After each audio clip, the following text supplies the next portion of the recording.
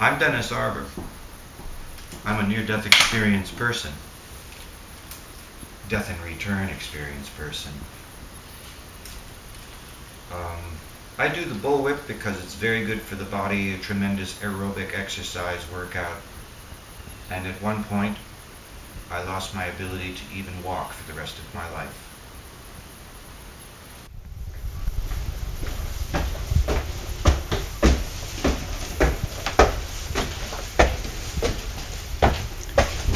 That's a miracle.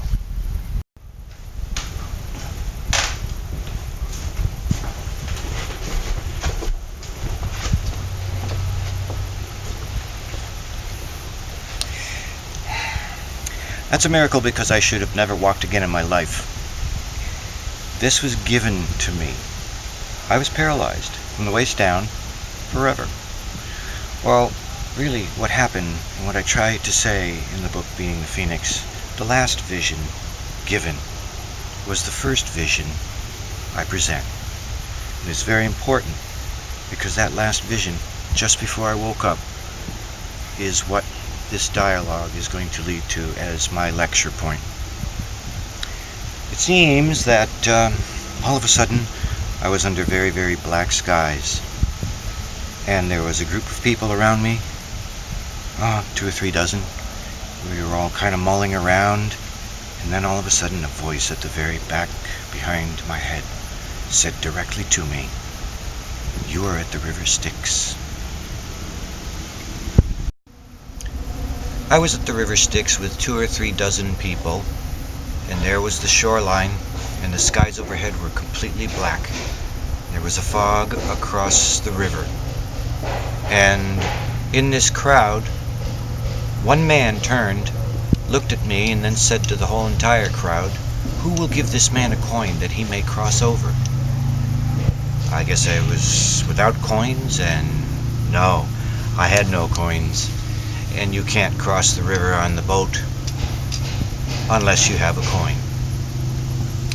But I also have to tell you something here also that is noticed on the other side, the far land, across the river. People don't move their lips when they speak, and yet you can hear them speak to you. Also, you can hear, or rather still you know, what they're thinking. And on top of that, you know what they're feeling in their heart. I guess it rubs off as you're there, but it's noticeable right away. So between all those three, you can't lie. There is no lying on the other side. You cannot lie. People can hear your heart, your mind, and your words, and see if they match. When this man asked the crowd, "Who will give this man a coin that he may cross over?" no one would respond, and their thoughts in their heart were of fear, because they were afraid of losing their place on the other side and going against the will of God. They did not want that to change, because if God meant me to be there without a coin, they shouldn't tamper with it. So all refused and turned aside. In my distress, I didn't know what to do, and wondered what I was going to do with myself. I didn't know what to do. I'd never been to a place such as this before. Then suddenly, about arm's length or a little bit more away, a brilliant light went on, and everybody groaned and turned aside, because they could not look at the light. And I did too. But I was in so much trouble, I decided to look. I couldn't be in any more trouble than that, now could I? So I turned, and I held my hand up and looked between my fingers at the brilliant light. And in that, I saw there was a woman standing there, looking directly up. She was dressed in a gown made of light, and an even brighter light shone down upon her. Then I heard that voice again, and I know whose voice that is. I think we all do. It's the one God that we all know. And he said to me, even closer to the back of my head, "This is your guardian, full of light. come to take you back to the land of the living." With that, she turned and she looked at me, and then turned away and started to walk up the banks of the river. She stopped at the top and turned around and looked at me with a look on her face as if to say, "Well, are you coming?" Of which I did. I went up the banks and I followed her across the landscape for a very long time. And there was an air around her. She lit up the whole entire landscape underneath the pitch black skies. And in the air, there was thoughts and ideas, things I knew. "Oh, I know this. Yes, I've heard of that. Oh, that's new to me." And I was taking this all in, knowing full well I was going to bring it back to the land of the living. And in the process, I got worried, and I began to think, I'll never be able to remember all of this. And she stopped dead in her tracks and turned around, the guardian, and she looked in my eyes and said, "Do not fear." And then she walked on. We did this, and the sky started to turn purple, then a dark blue, then a dark blue with a golden touch in the clouds, and then a blue with the clouds gold, and then a pale blue like the sky is every day, and white clouds, and I knew the sun was going to rise. And as I had walked behind her, every now and then I would stop and think, I'm not going to be remembering all of this around her that's all about her and that I'm getting as tools, knowledge, teachings. And she would stop, and she'd turn around and she'd look at me and say, "Do not fear," and then turn around and walk on. This happened about 5 or 6 times in a very long walk, and then finally, the last time, the sun was about to rise. And in the process, I worried again, and she said to me as she turned, "Do not fear," and turned and walked on. And I walked behind her, and then I turned to see, because I knew the sun was going to come up over the horizon. And then suddenly the first rays of the sun struck me in the eyes. At that moment, I was suddenly sitting in a hospital bed with oxygen tubes on my nose, a tray in my lap, in a room I could not even remember, and I didn't even know where I was now, because I'd been taken so many other places already. To shorten things up, I'll say that I reached for the oxygen tubes and my arm was like a broomstick with string hung on it. I went from 160 pounds down to 107 pounds, and I was weak. I was there for about a week and a half and then got transferred back to the original rehabilitation unit where the Phoenix was laid in the floor. And when I was there, I was told by the psychologist that I had gone through enough to kill 6 or 7 people. And then I died, afterwards, from something else. That's remarkable. But then, I came back. And now here I was at the rehabilitation unit again. And I would go down in the wheelchair, because I was still paralyzed from the waist down in the first 2 or 3 days. And I would go to the Phoenix on the floor. And I understood what that meant at this point. I couldn't shake the feeling also, still, that there was someone around me. I thought, well, it's got to be an after effect of such an incredible situation that I'd been through. There I was back in life again. Here I am.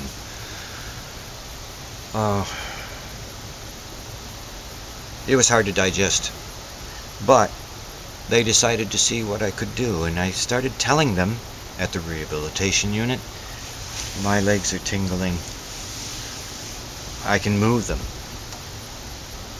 And to shorten the story up, in a short 20 to 21 days, back at the rehabilitation unit, I stood, I took my first steps, and from the beginning till the 28th of February, learned to walk again.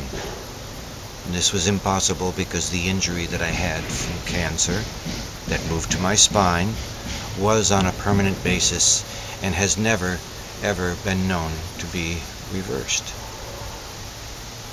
I came home, and I've gotten better and better since then. Yeah, it's hard pulling a body out of complete atrophy. You can't imagine what it's like. I can also say I couldn't shake that feeling. Someone was there. Someone was there.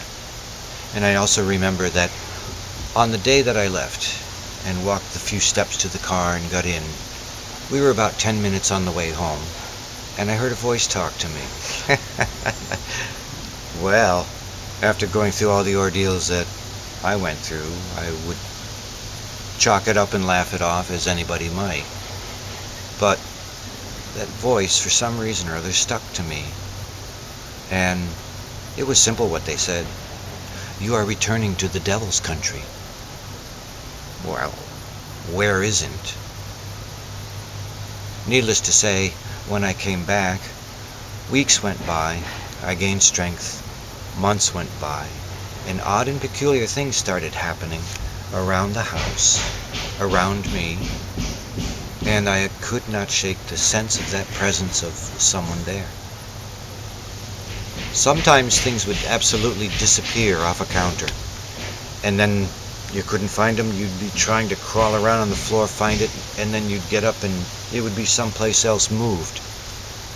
About 3 or 4 times of this, I finally got it into my head I was going to say to whoever or whatever was doing this, can I have it back? And wherever I had put it, it would not come back there. But it would be not far away, and it would be there. Well, at first, even my sister thought, well, maybe you burned out a few too many brain cells. And I thought, well, okay, we'll have to watch and see what happens. And then we had several very significant things happen that proved that whoever was here was doing it on purpose. One was taking a pamphlet and putting it into a console of a car. And as we were going someplace, we stopped, we're going into a store, put it in the console, and then my partner said to me, well, what about da-da-da? And I opened up the console again to retrieve the pamphlet, and the pamphlet was gone.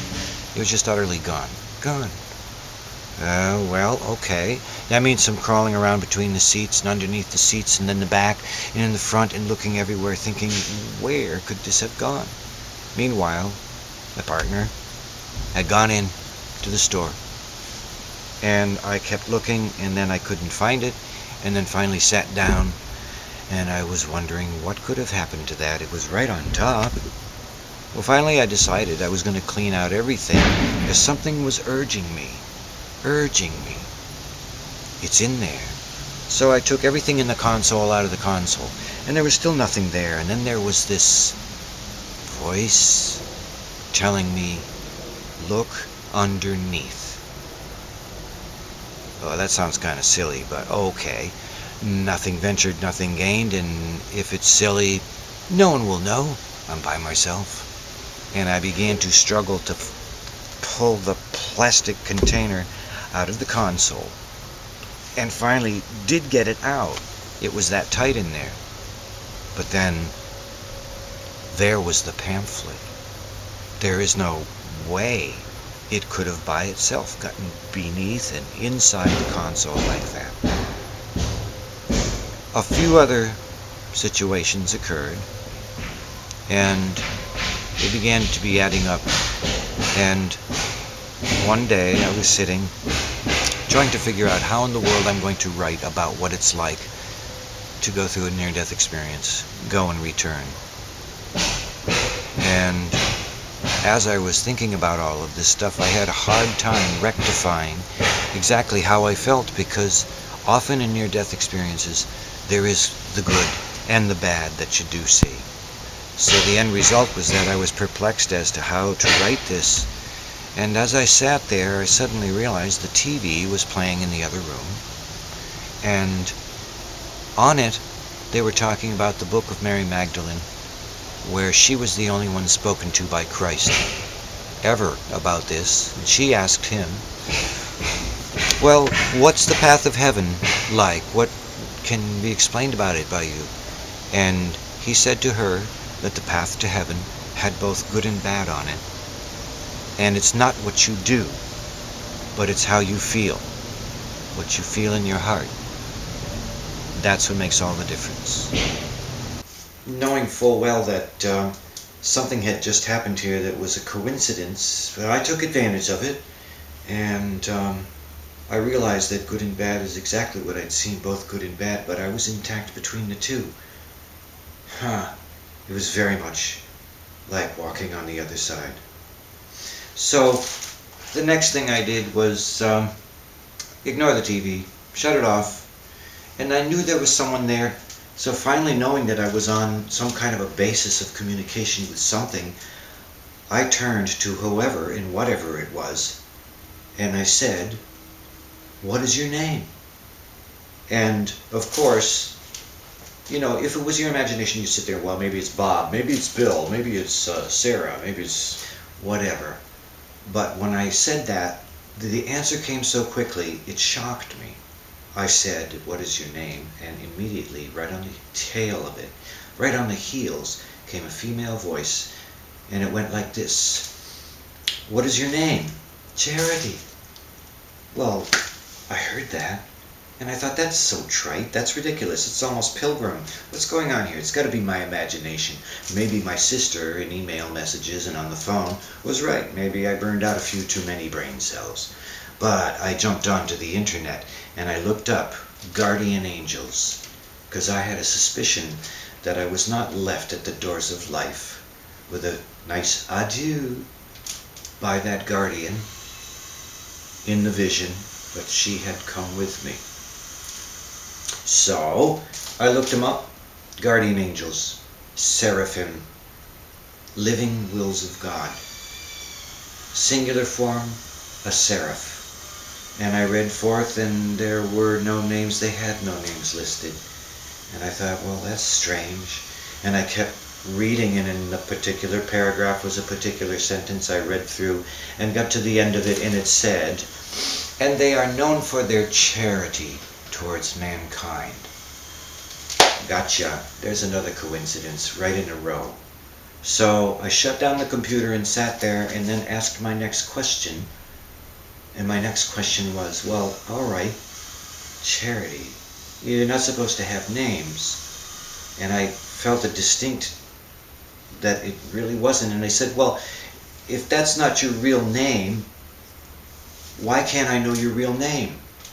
And then I could hear it in mind, clear as a bell. If you knew my real name, I would have to do anything you asked of me.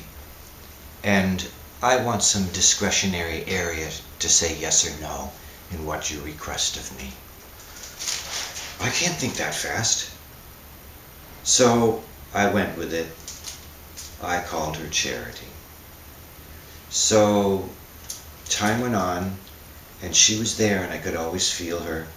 And there were two visions. The one at the end where she walked me out. And earlier, at a time where I faced some very negative creatures, entities, beings, personages, and they were pressing on me, and she intervened. She came out of nowhere. She was wearing a charcoal robe with cream color edges around the sleeves and around her neck. She had raven jet black hair and very beautiful soft features, and she told them to leave me alone, that I was not like that. It was not of my heart. And then they tried to press on her again. And then she stepped forward. And something happened. It was like, well, at first I thought like anyone would. This brilliant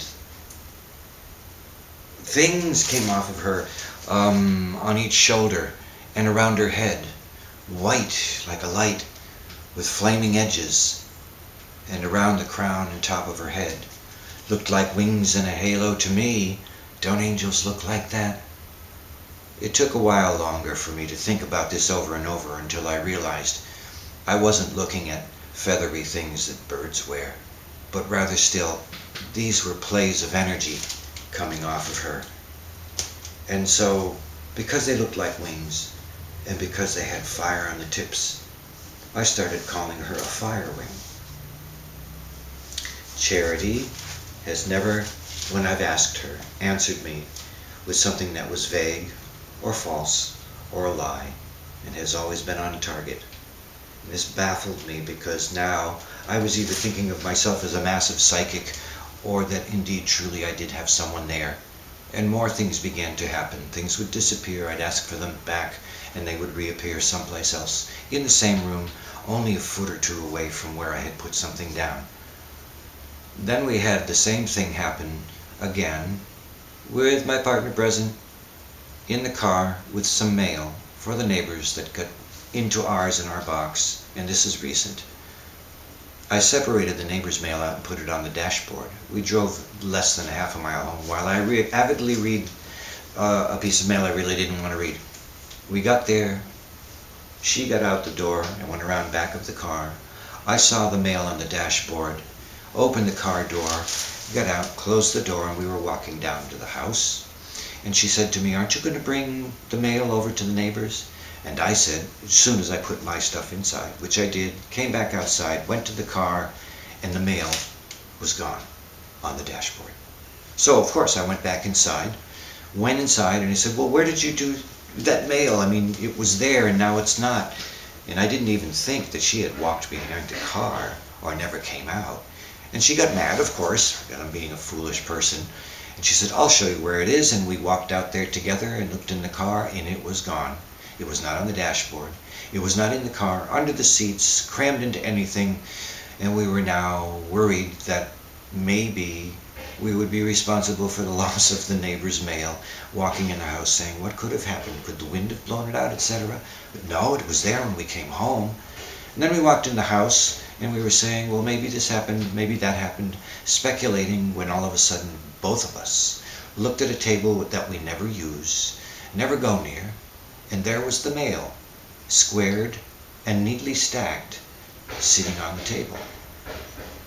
These things happen now more often than not, but they don't happen chronically and all the time. But that one is there. She is there. Charity is real. On occasion I have asked her for other people. Should she be a guardian and a seraph, she will help other people.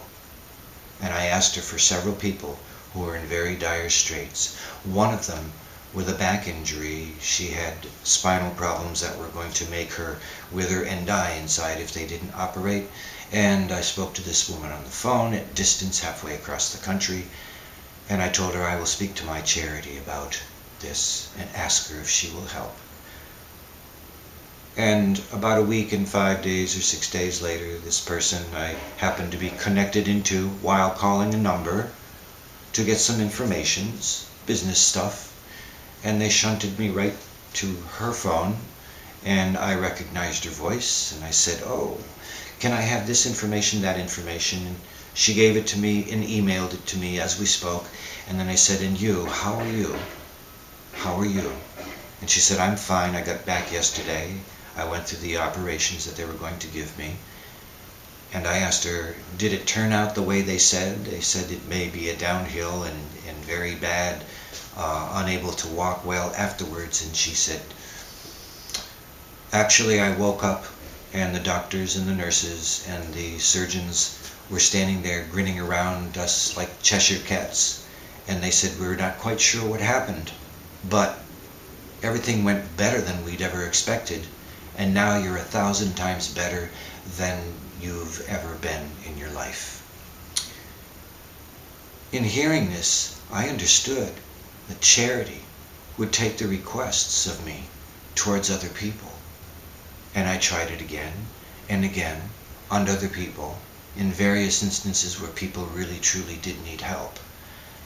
And I found in each instance there would be an answer in 24 to 48 hours, and their lives would change very much towards the positive.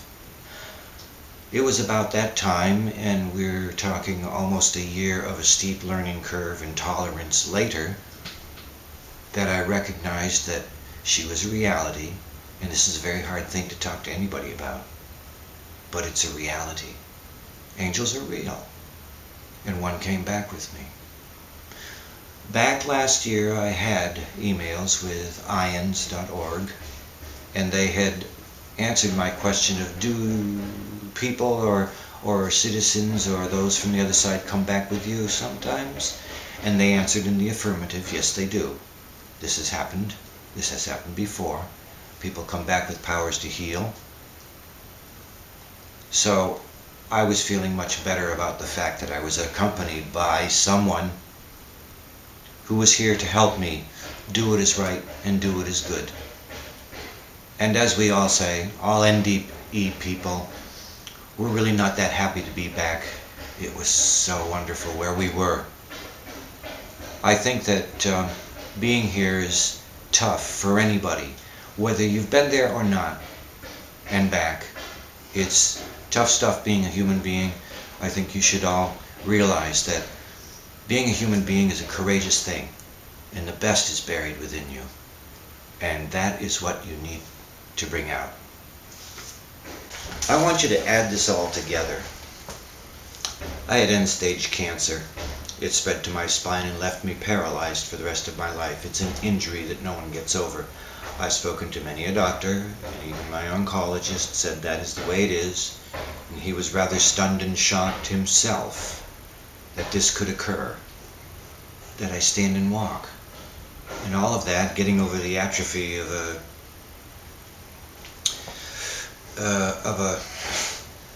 body laying around forever and a day, you might say. Well, 16 days is an awful lot to not move, don't you think? That's a lot to get over. And then on top of it, with a weakened immune system, becoming afflicted with triple pneumonia, and then dying from it, and then come back. And then you tell people amazing stories that yes, there is a heaven. It most certainly is there. And yes, God spoke to me. And yes, I was walked out by an angel. And how can I prove these things? Maybe someday you'll be ill or need my help, and I will ask for that help for you. That's Iran, huh? So you add this all up, and you see a man that should be dead, paralyzed for life, who is walking. You've seen me walk here. And this is the territory of miracles. This is what the heavens are about. And people who come back, near-death experience people in general and specific, do come back with a little part of heaven. It's like bringing heaven down to earth. And I believe it now. And in returning here, I remember how wonderful it was there. And it was very difficult in the beginning for me to get used to, as if I'll ever, or anybody will ever, get used to being back here. We all do feel uncomfortable because what is within us and who we truly are is very, very different than what we have to be in the world. But if we start being more who we are and what we are truly inside, we will aspire to something greater than we could ever be in the world. And I think with that, raise the whole world with us. You can't go out there and change people. You have to change yourself.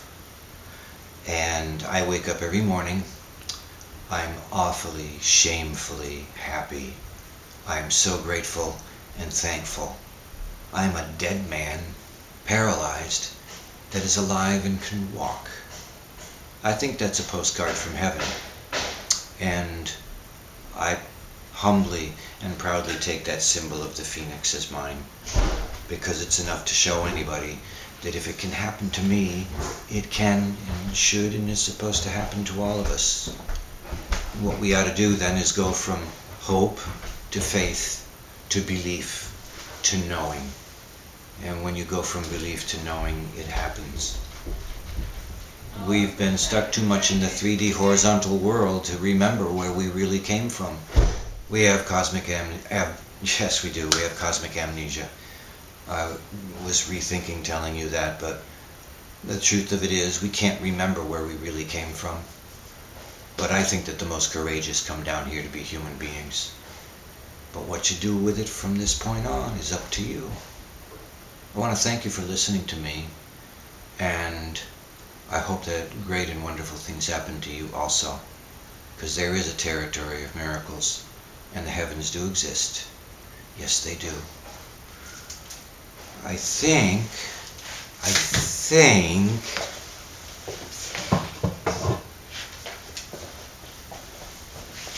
I'm going to go outside and do some more practice because it's good for me. It's healthy. It's good cardiovascular stuff, and it really blends the mind with the body so that both can work together. And maybe that's what a lot of us do need. So I'm going to go get healthy. Thank you for listening.